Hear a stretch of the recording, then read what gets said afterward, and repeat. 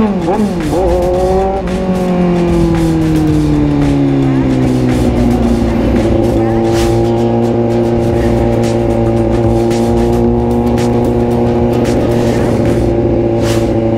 is up you guys? Welcome back sa ating channel. In today's video guys, pupunta tayo sa bayan ng Calasiao. Ano yung masarap na pagkain na ipinagmamalaki ng bayan ng Calasiao? So in this video guys, bibili tayo ng puto special ng Calasiao. Let's go!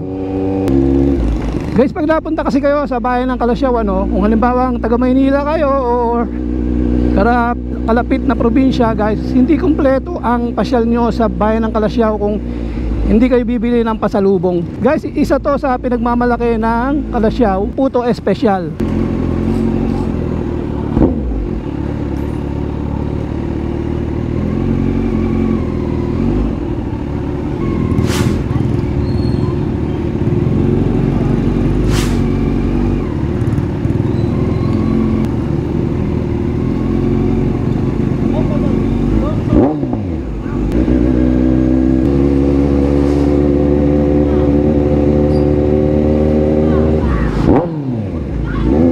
Bilihan ng puto.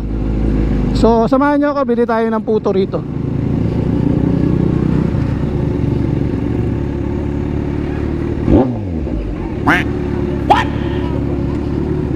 So ayan sila guys,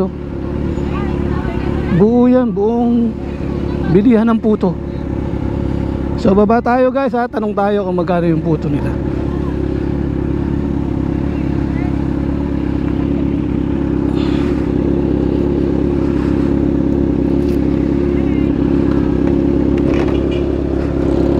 Magkano yung puto nyo? 130 sa isang kilo, 110 yung plate. Pwede 1/4 lang?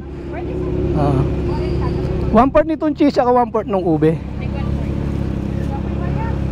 Masarap yan? Pwede pre-taste? Sige, sige. Pwede na!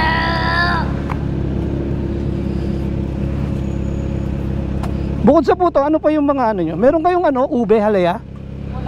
Wala kayo nun? Yung tupig? Meron din na yun, nag-ihaw sila. Meron dito next time yun naman. Magkano lahat? 65. Kita nyo guys, mura lang, 65.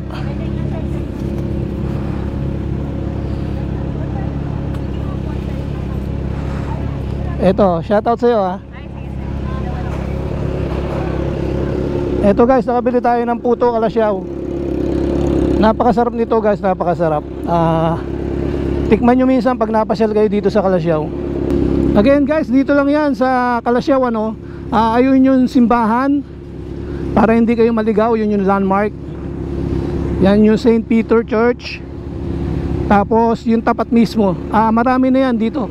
Makakapili kayo kung saan nyo gustong bumili. So let's go. Thank you sa nabilan ko ng shoutout Nasa tapat mo na!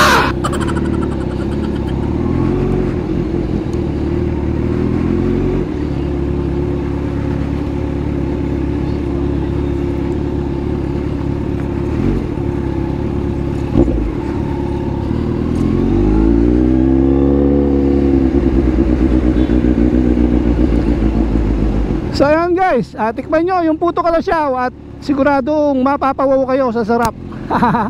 Puto Calasiao, dito lang yan sa Pangasinan, the puto capital of Pangasinan.